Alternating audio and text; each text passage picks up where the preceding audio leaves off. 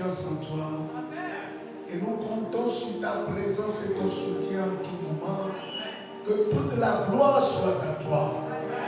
Merci pour ta miséricorde et ta bonté à notre égard, qui nous conduit de jour en jour et qui sûrement nous ramène vers la fin de cette année. Que ton nom soit glorifié. Ce soir, nous sommes encore devant toi réunis parce que nous avons besoin que tu nous éclaires, que tu nous guides, que ton nom soit glorifié.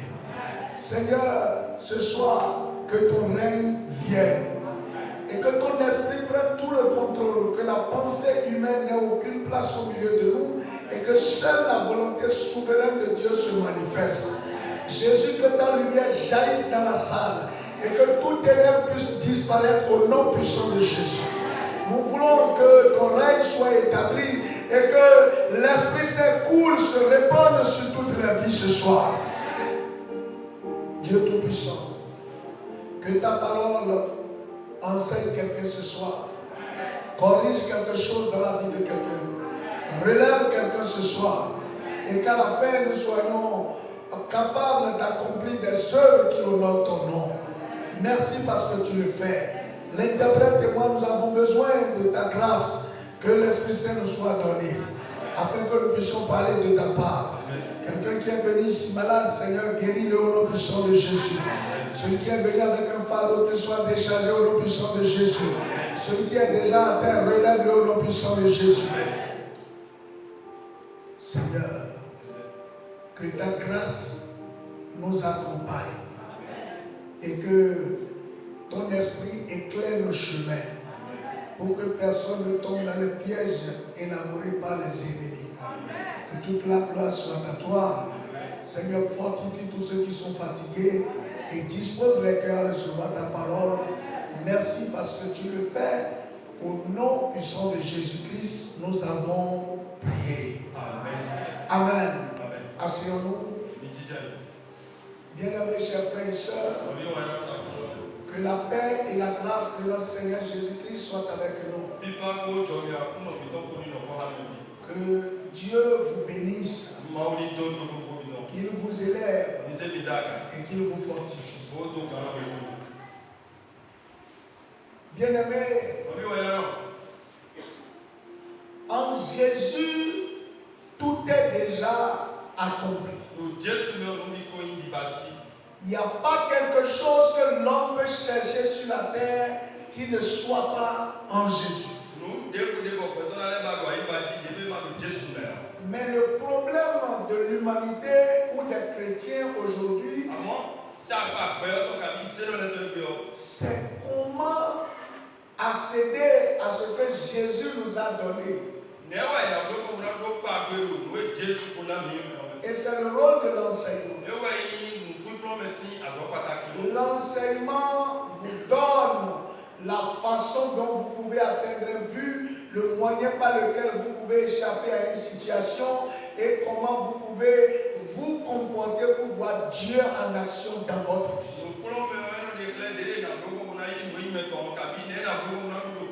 L'enseignement, il y a des problèmes dans la marche chrétienne.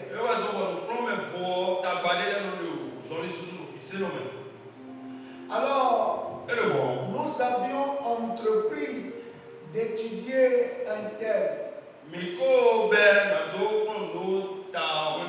Jean a dit à Gaius, dans 3 Jean, le verset 2, parce que 3 Jean n'a qu'un seul chapitre. Il dit, bien-aimé, je souhaite que tu prospères à tous égards et que tu sois en bonne santé comme prospère l'état de ton âme. Le souhait de Jean à Gaius, c'est de le voir prospérer à tous égards. Qu'il prospère spirituellement, qu'il prospère matériellement, qu'il prospère financièrement, qu'il prospère dans la société. À tous égards. et qu'il soit également en bonne santé. La prospérité et la santé sont le reflet de l'état de l'âme. Ça veut dire dans une certaine mesure que si votre âme n'a pas rempli les conditions, vous ne pouvez pas vivre ni la prospérité ni la bonne santé.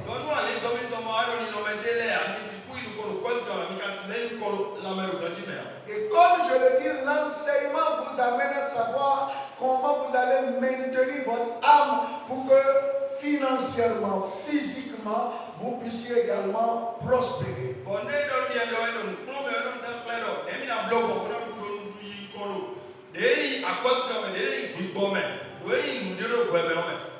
Malheureusement, aujourd'hui, l'Église vit des choses qui montrent que cette parole n'est pas encore accomplie au sein d'elle.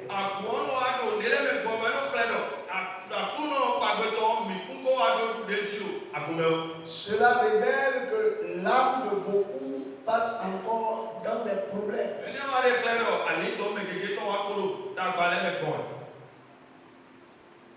Parce que l'ancien ne peut pas dire qu'on prospère à tous égards et que des gens commencent des activités qui ne marchent pas, que les gens soient totalement endettés, que les gens soient dans des échecs permanents. Ça pose un véritable problème.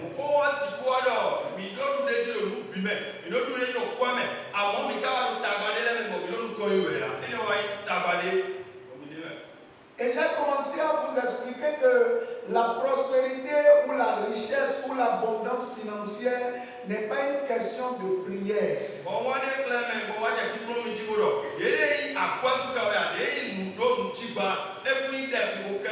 Que personne ne vous trompe. On ne va pas prier pour que l'argent tombe dans vos mains. C'est faux. Tu ne peux pas prier pour que l'argent vienne sur ton compte. Parce que l'argent qui est venu sur ton compte, c'est l'œuvre d'un homme. C'est un transfert de terre. Ça peut être n'importe quoi, mais c'est d'abord l'affaire d'un homme ou d'un système.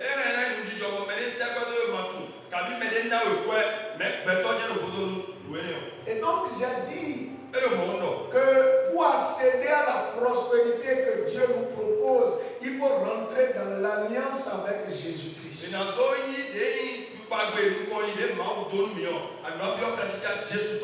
Et lorsque vous regardez dans Hébreu, vous voyez que dans le lieu très saint, il y a la prospérité. Dans le lieu très saint, il y a l'autel d'or. L'or est dans le lieu, l'or n'est pas dans le pavis, ni dans le lieu saint, mais c'est dans le lieu très saint que vous allez découvrir l'or. Donc seuls ceux qui arrivent au lieu très saint peuvent voir l'or. En d'autres termes également, l'intimité avec le Seigneur doit vous conduire à un niveau d'aisance. La pauvreté, la misère, je dis que votre âme n'a pas encore atteint un niveau de connexion, un niveau de contact avec Dieu.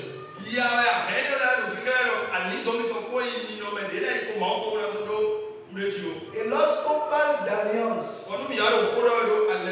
c'est un accord entre deux personnes assorti d'engagement et de promesses. Il y a des promesses qui vous attendent, mais il y a des engagements que vous prenez également. Vous voyez, le jour du mariage à l'église, on dit chacun prend un engagement et fait des promesses à son partenaire. Alors, avec Dieu également, avant que Dieu ne vous fasse découvrir ou ne vous donne accès à sa prospérité, il va attendre d'abord que vous jouez votre partition.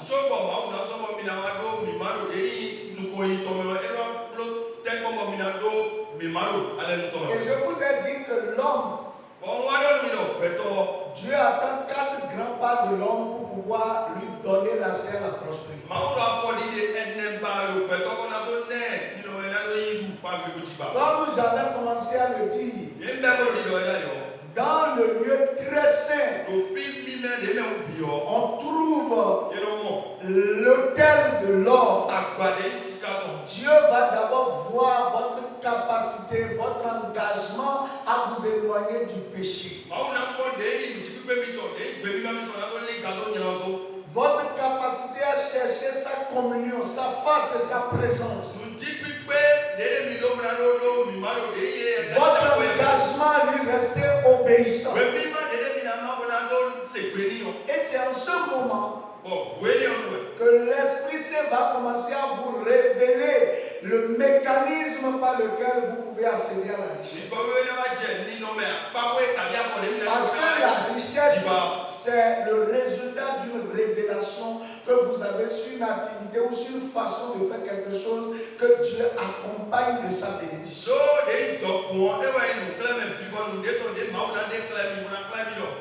Le premier pas que Dieu attend de l'homme, c'est l'éloignement de l'iniquité. Et c'est là le premier problème. Dieu ne va jamais bénir quelqu'un qui va vouloir s'enrichir par des manières malhonnêtes. Jamais. Escroquerie, des choses comme ça, mensonges.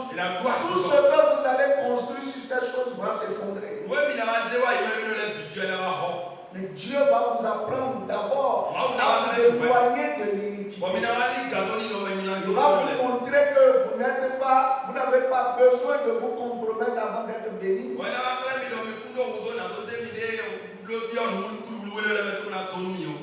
Mais que si vous vous éloignez, que vous commencez à chercher sa face, vous aurez la révélation. Regardez comment Dieu a révélé à Jacob le secret de la richesse.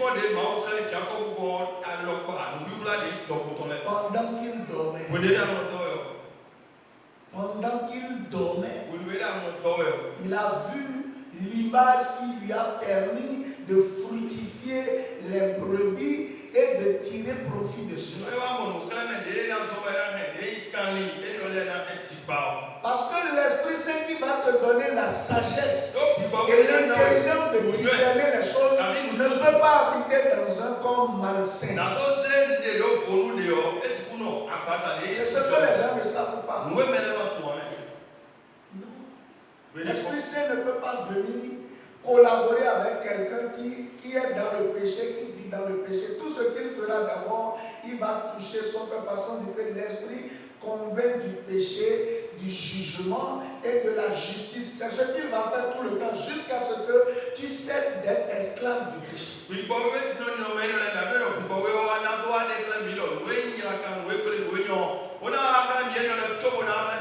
Regardez tout le dispositif qu'on fait pour venir dans le lieu très saint.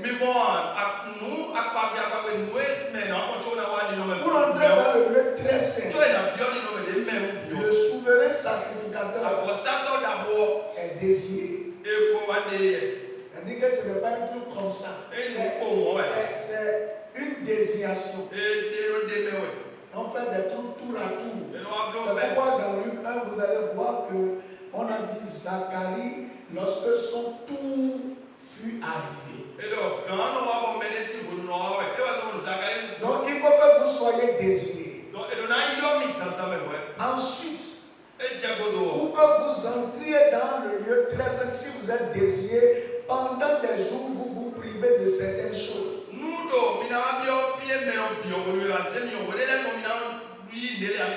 Dans le temps, les sacrificateurs ne devraient même pas s'approcher de leur épouse, même s'ils sont mariés, jusqu'à au moins 3 jours avant, jusqu'à ce qu'ils rentrent dans le lieu très saint. Ils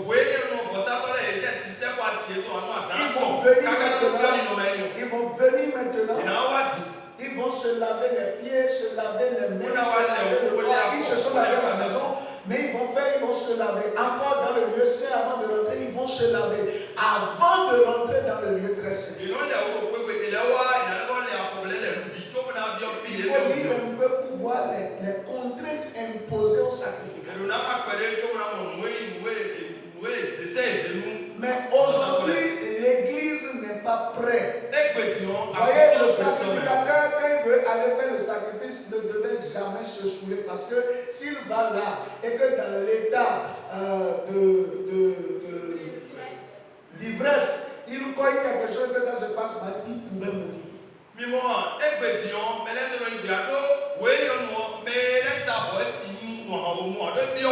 Donc il fait tout pour fuir le péché. Il ne veut pas faire quelque chose et dire quelque chose pour que cela le compromette quand il sera là-bas. C'est un peu ce schéma que vous voyez les musulmans sur aujourd'hui. Vous allez voir avant qu'ils ne prient, ils se lavent les pieds, ils se lavent les mains, ils se lavent la bouche.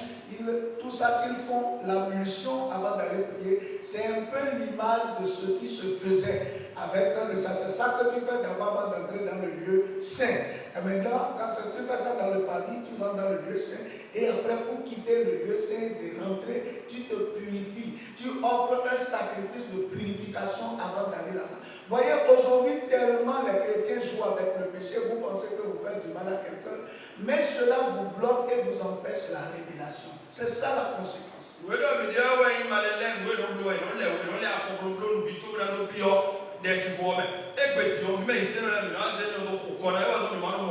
Regardez ce que Élie a dit à Élisée. Vous voulez la prospérité? Non. Ce n'est pas de commencer d'abord par dire non, l'argent commence à venir. Commencez d'abord à ranger votre relation avec Dieu. Commencez à avoir une intimité. Regardez, Élie a voulu laisser un trésor à Élisée. Mais regardez jusqu'où ils ont atteint d'abord. Ils avaient traversé le Jourdain. Et c'est après cela que Élie a demandé à Élisée, qu'est-ce que tu veux en faire? Dieu va te regarder dans sa marche avec toi. Dieu va te considérer. Il va te voir l'épreuve avant de dire, bon, maintenant, je sais que tu m'aimes. Je sais que tu peux, même si l'argent vient, tu ne peux pas me trahir. Et il va commencer à te révéler les secrets. Tu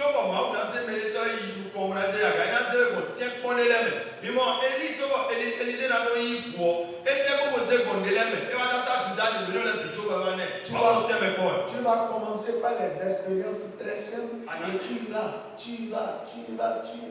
jusqu'à Dieu va maintenant dire oui, ce fils-là, je peux lui faire confiance. Il m'a démontré que quel que soit le cas, il ne peut pas se suivre.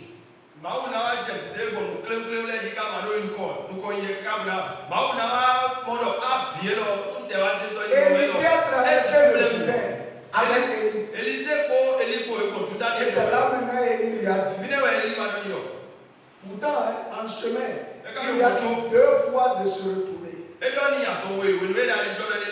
les gens décourageaient Élisée pour dire, est-ce que tu sais que ton maître s'en va aujourd'hui? Il dit oui. Mais le maître ne lui a rien dit. Il continuait à le servir. Et c'est quand ils ont traversé maintenant le Jourdain que Élie lui a dit, enfin, qu'est-ce que tu veux? Et il dit, la double portion de l'onction qui est sur toi. Et il a encore dit, c'est difficile. Mais si tu peux être éveillé et me voir au moment où je serai en train de partir.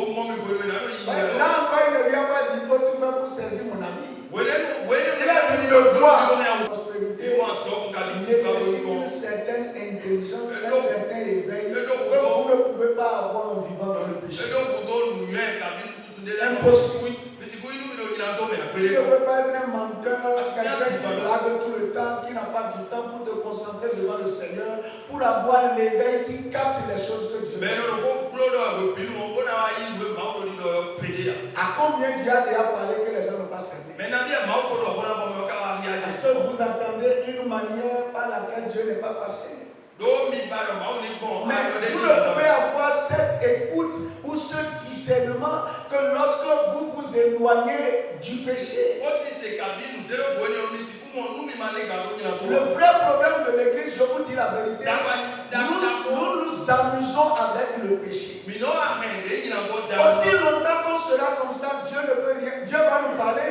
C'est pas qu'il ne va pas nous parler, mais nous ne pouvons pas capter ce que Dieu nous a dit. On ne peut pas. C'est pour ça qu'on marche un peu, on est déjà fatigué. On n'arrive même pas à Bethel, on n'est pas arrivé à Gilgal, on n'est pas arrivé à Bethel. On n'a même pas traversé le Jourdain et on s'est déjà retourné parce que le péché va te retarder. Donc la première chose que Dieu attend de toi, commence à te consacrer. Commence à te mettre en part pour le Seigneur.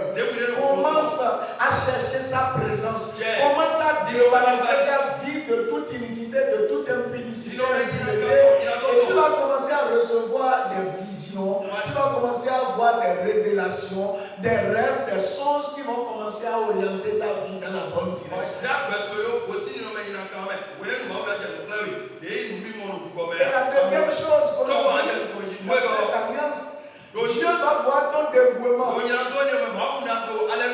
ne suffit pas seulement de dire oui, j'aime le Seigneur, je m'engage pour lui. Non. Dieu va te voir dans des actes concrets. Dieu va te mettre, je ne dirais pas l'épreuve, mais Dieu va te voir dans des actes concrets. Il va te prouver à des moments donnés. Quand Dieu a montré la recette à Jacob, est-ce que Jacob est resté couché sur son lit pour dire que non, c'est fini? Non.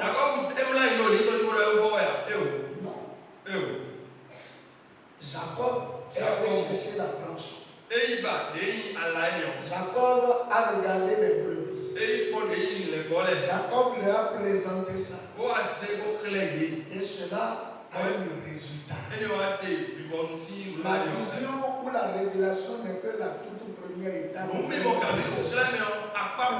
Parce que même cette vision que Dieu t'a donnée, peut-être qu'il faut des temps de formation avant que tu n'atteignes là-bas.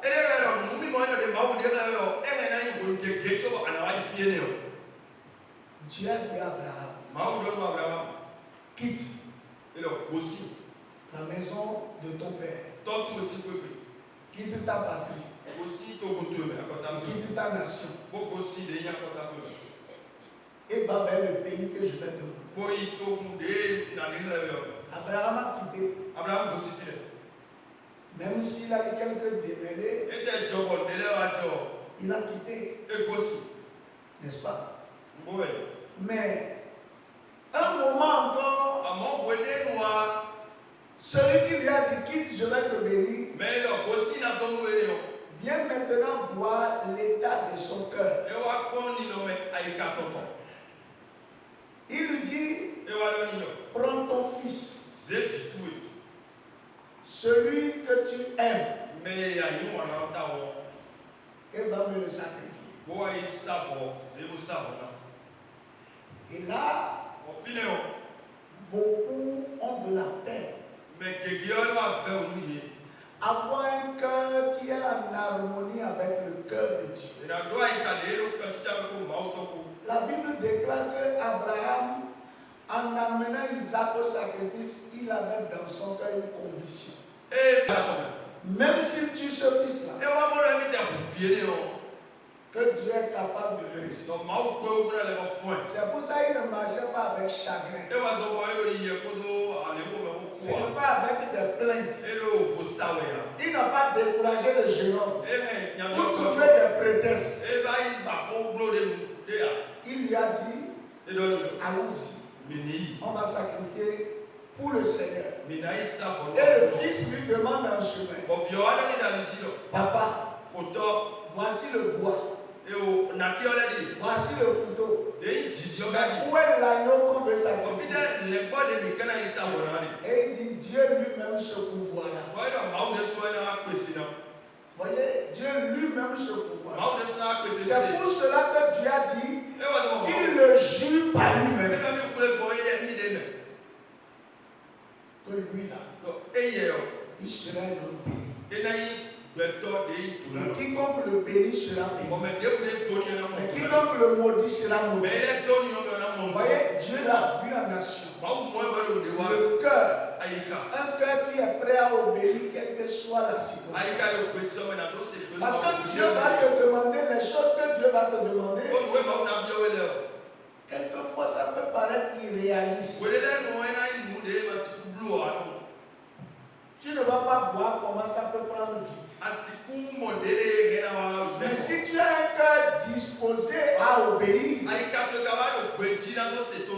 voyez, quand on a lu dans Deutéronome 8, on a dit Dieu va te faire passer par des choses pour voir si dans ton cœur tu as les dispositions pour lui rester obéissant.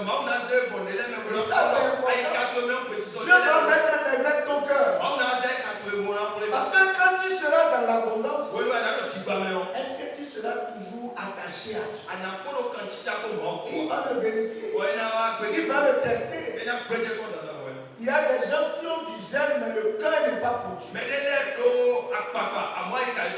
Ça fait qu'on est choqué de leur vie. Parce que tu vois un frère, une soeur qui est très zélé, qui est très engagé, qui est à l'église tout le temps, qui se donne, mais sa vie ne rayonne pas. Parce que son cœur n'est pas en connexion avec le cœur. Il n'a pas le dévouement. Il n'est pas prêt à tout pour son Dieu. Non.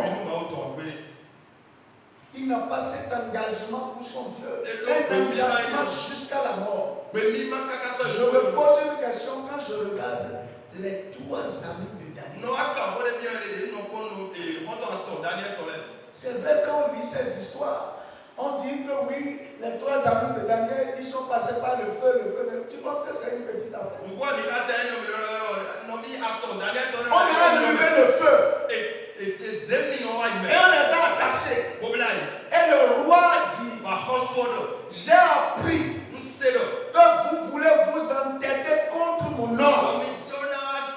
Maintenant, je vais voir quel Dieu va vous arracher de ma main. Rapidement, quand on va siffler là, si vous ne vous agenouillez pas, je vais vous jeter dans le feu. Et on dit la colère du roi était tellement flagrante que le feu était surchauffé. Dieu va te faire passer par des situations, par le désert pour voir si toi, tu peux rester inébranlable dans toutes circonstances. Lorsque tu seras en train de rouler les milliards, est-ce que tu vas reconnaître la place? Dieu va tester ton cœur.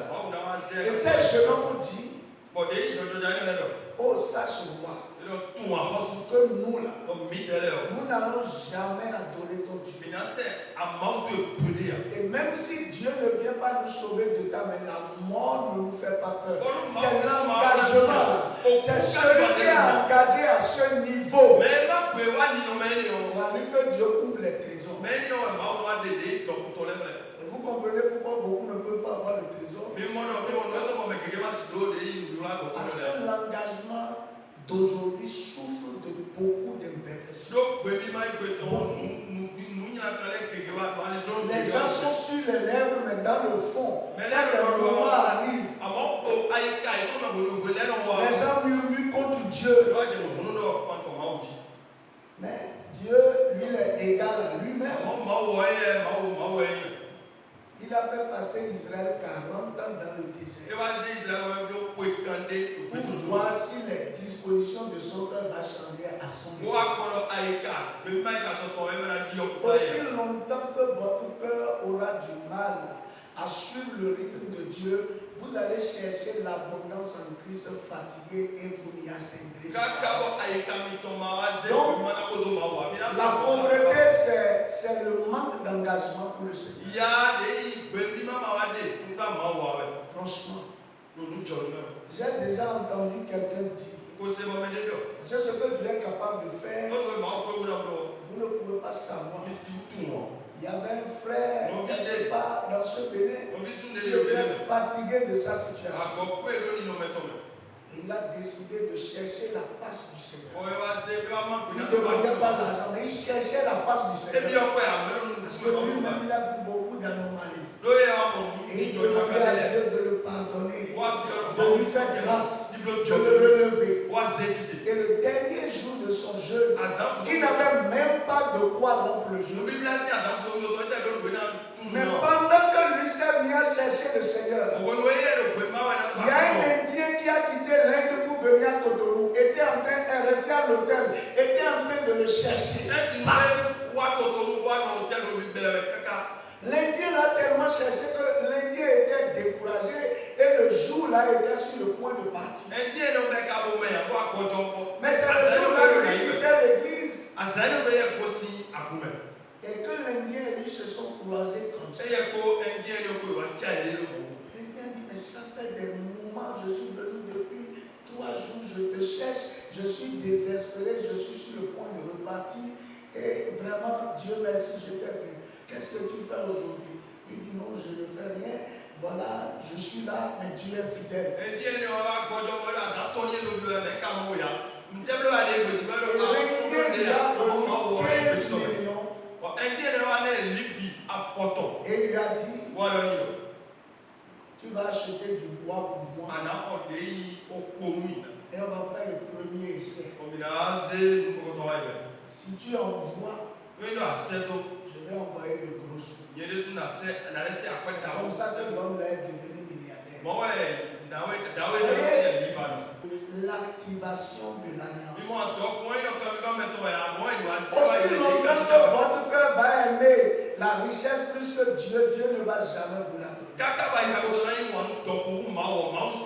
Ceux qui s'accrochent à l'argent, qui sont très amoureux de l'argent, l'argent les fuit.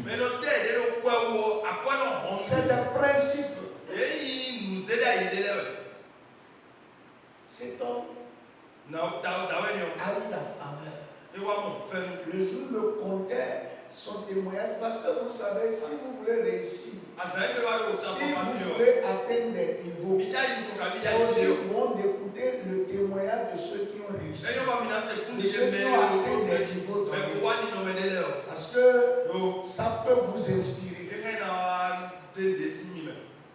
Pendant que lui cherchait à réparer, à refaire sa relation avec Dieu, Dieu travaillait et a accentué sa crédibilité aux yeux de quelqu'un qui a pris son avion, qui est venu prendre l'hôtel pour chercher un seul homme. Ce que Dieu est capable de faire pour ses enfants, vous ne pouvez pas imaginer. Donc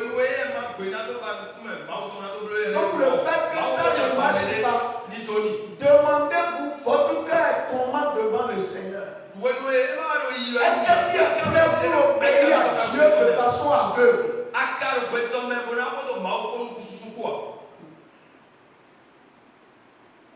Si tu es à la place de ces 3 jeunes hommes, combien de chrétiens aujourd'hui n'ont pas accepté les compromis pour avoir des fruits, des petites choses? Quand ça chauffe un peu, ils sont prêts à renier Jésus pour avoir des positions de l'heure.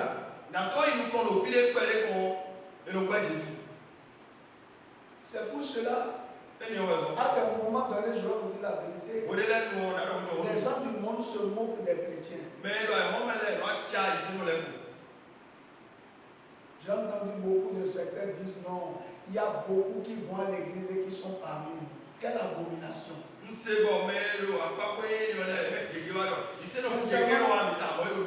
Si je ne veux pas adorer Christ, je ne vais pas faire semblant. Parce qu'il y a tellement de restrictions que je ne vais pas faire semblant pour le temps. Et je prie toujours Dieu pour me donner un cœur sincère et engagé. Parce que, écoutez, des gens ne viennent pas à l'église et vivent mieux. Ils ont de grandes maisons. Quand une voiture sort, ils achètent tout. Ils ont 2 avions. Ils ne viennent pas de l'église. Moi, je viens à l'église. J'ai dit que je suis enfant du Dieu Tout-Puissant. Et c'est moi qui échoue toujours dans les affaires. Franchement, il y a un problème. Il y a un problème. Quel est l'état de ton cœur?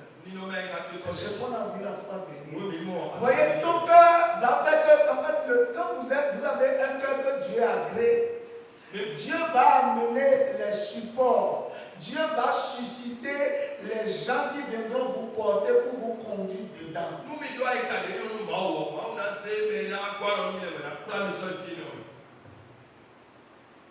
Je vous ai toujours conté cette histoire ici. Quand il y a eu un problème dans une administration, je ne veux pas citer l'administration.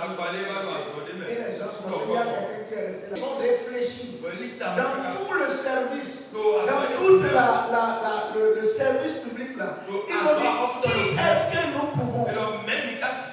Et tous unanimement cité le nom de quelqu'un qui est un chrétien.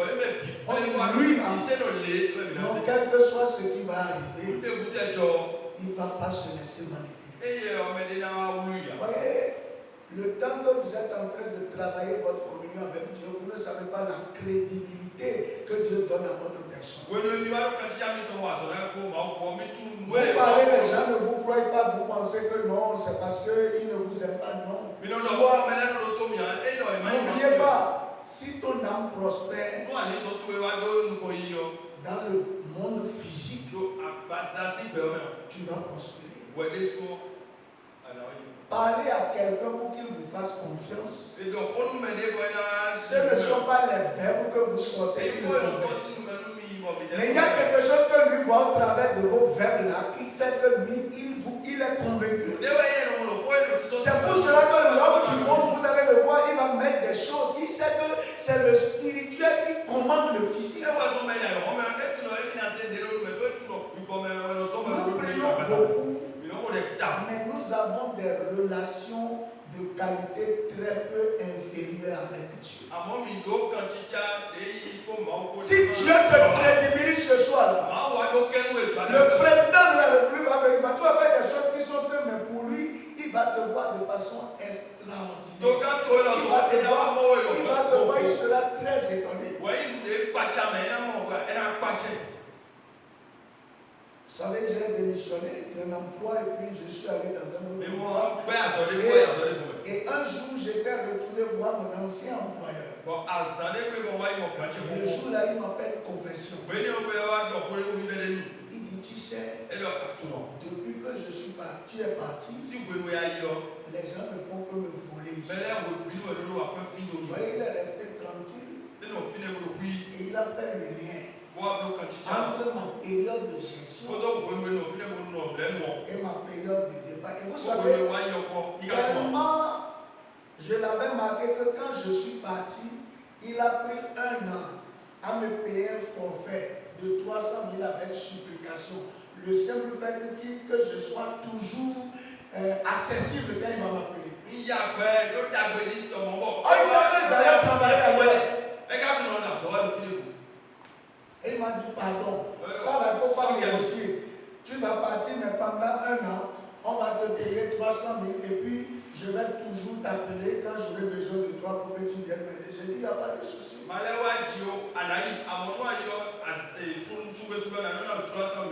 après, j'ai prié pour que Dieu coupe ça. Quand on a dépassé les 1 an, le gars n'avait pas. J'avais un compte, c'est à cause de ça, j'avais un compte à Initia. Donc, tous les fins de mois, mon portable sonne, les gens ont déjà. Dieu va vous travailler votre relation avec Dieu. Je vous dis, travaillez votre relation avec Dieu. C'est ça qui amène la crédibilité. Parce que dans le monde du business, écoutez, personne ne réussit avec ses propres moyens. Vous avez besoin de concours des autres. Allez demander à tous ceux qui ont réussi. Soit la banque vous a accompagné, soit un homme vous a appuyé. Mais de par vos ressources, personne. Parce que pour élargir, vous avez besoin de beaucoup plus de capacité. Et seuls des gens qui ont confiance en vous peuvent vous propulser. Mais si personne n'a confiance en toi, comment vous pouvez avancer? Vous avez un projet. Même vous avez des opportunités, vous ne pouvez pas saisir si les autres ne vous font pas confiance. Et la troisième chose que je veux qu'on voie ce soir, ce sera votre affection. C'est ça, je veux. Non seulement j'ai parlé de la consécration, j'ai parlé du dévouement, je veux parler maintenant de votre affection, votre amour pour le Seigneur. Voyez, dans Deutéronome 28, 28, verset 47 à 48, Dieu a dit quelque chose qui m'a vraiment fait réfléchir. Il dit, ou bien quelqu'un est là parce que je n'ai pas mes verres, mais je vais essayer. Pour n'avoir pas au milieu de l'abondance de toutes choses, servir le Seigneur ton Dieu avec joie et de bon cœur.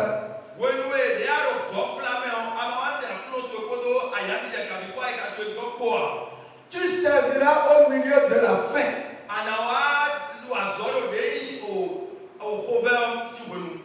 de la soif et de la nudité et de la disette, de toutes choses. Est-ce que vous avez suivi? Dieu commence à dire après une remarque. Et pendant les bons moments, au moment de l'abondance, pour n'avoir pas servi Dieu,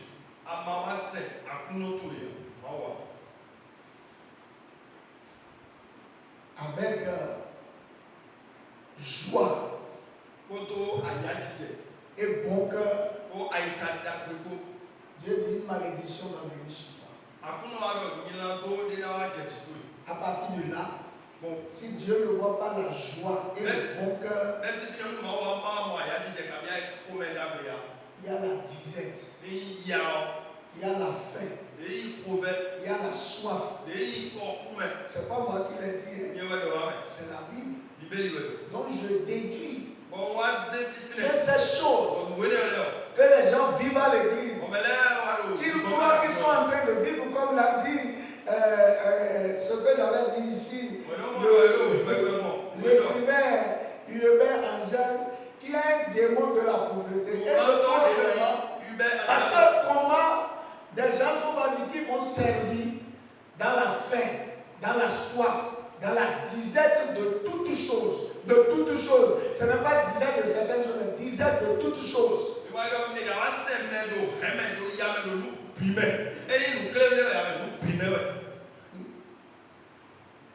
Le manque d'amour, de zèle pour le Seigneur est source de pauvreté.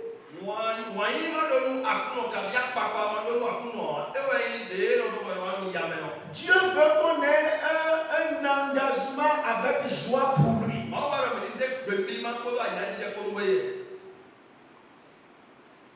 On doit être engagé avec excitation pour le Seigneur. C'est-à-dire que je ne vais pas servir Dieu, je ne vais pas adorer Dieu avec contrainte, avec peine, avec chagrin. Dieu n'aime pas ça. Dieu n'aime pas ça. Dieu aime celui qui le sert avec un cœur joyeux. Un engagement incomparable. Ça, c'est ce que Dieu fait par Dieu avec amour. Cela devient une malédiction. Et voyez comment on sait que Dieu, que vous aimez quelqu'un. Comment Dieu sait que vous l'aimez. Quand je lis Jean 3,16, je vois le signe. Car Dieu a tant aimé le monde qu'il a fait quoi? Qu'il a donné. Non. L'amour se prouve par le don. C'est pas forcément d'avoir don d'argent, c'est le don de mon attention, le don de mon temps, le don de mon énergie, le don de mes ressources. Voyez, quand on dit don, l'amour, ce qui caractérise l'amour, ce qui permet de savoir qu'on aime, c'est le don. Et ce Dieu lui-même là, pour nous prouver qu'il nous a aimés, il a donné.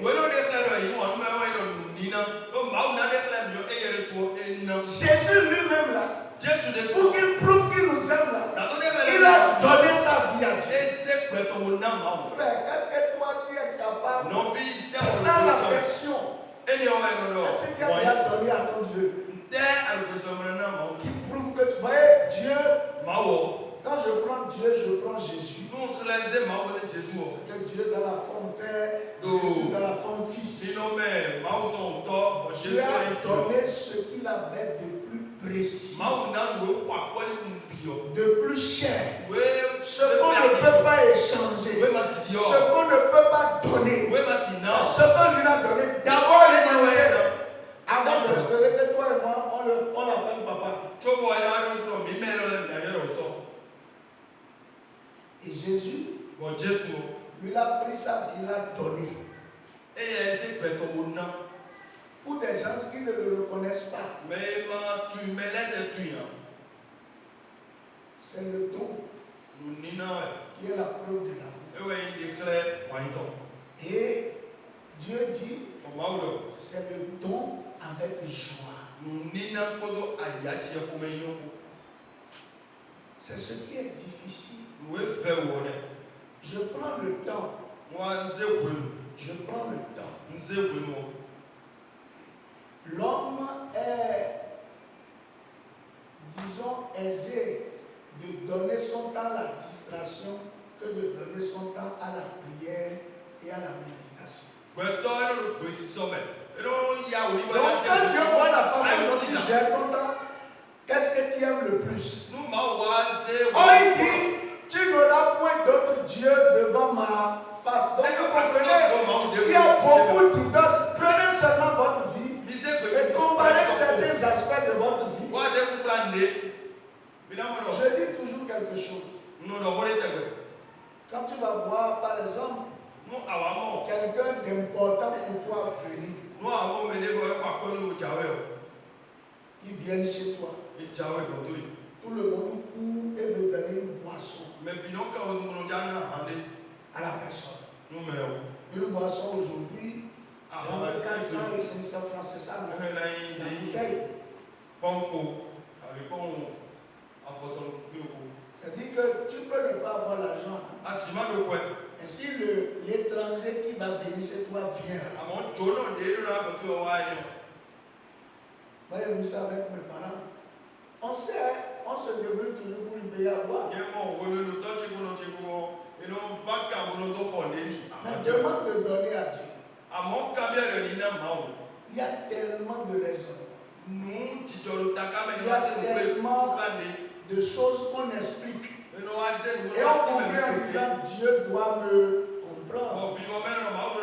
Or, ce que ça révèle, Dieu comprend que tu ne l'aimes pas. C'est tout. Puisque lui là, pour te prouver qu'il t'aime, il a donné, lui n'avait pas de fils. Il a donné le seul fils qu'il a. Et aujourd'hui, nous sommes devenus tous ses fils. En tout cas, nous prétendons être ses fils. C'est ça. Frère, je vais vous dire, tu ne peux pas rentrer dans la connexion de l'alliance financière sans donner.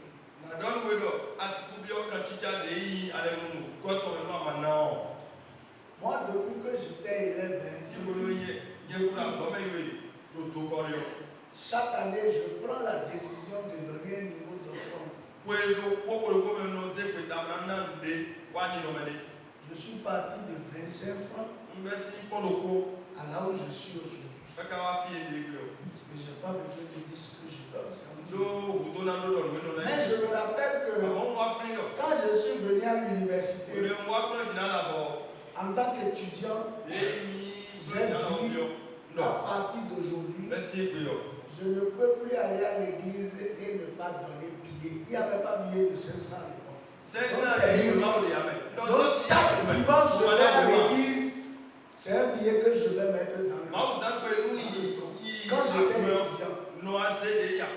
C'est absurde. Mais depuis que j'ai commencé à faire ça, Je n'ai plus jamais donné de pièces jusqu'à ce jour. C'est un engagement. J'ai dit à Dieu, je dis à Dieu, en début de chaque année, voici mon offrande. Ce que je veux faire cette année, puisque tu m'as donné de passer d'un niveau à un autre niveau, voici ce que je veux faire. Et je le respecte tout au long de l'année. L'année qui suit, je change. Et donc c'est comme ça. C'est pour cela que j'ai remarqué, quels que soient les temps qui arrivent,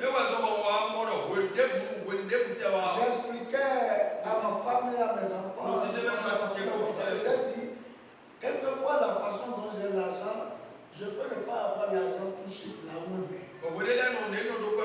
Et quel instant après, là, 30 minutes, une heure après, une occasion se crée pour que j'en ai.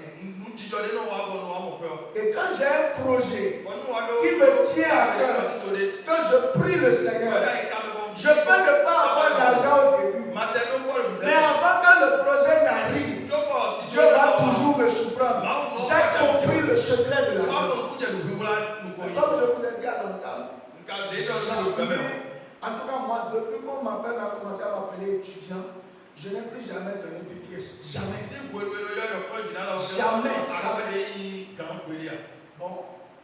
Et pendant ce temps, je payais toujours la dîme. Toujours. Depuis que j'ai fait l'erreur de ne pas payer la dîme, et Dieu m'a éduqué, j'ai fini ça.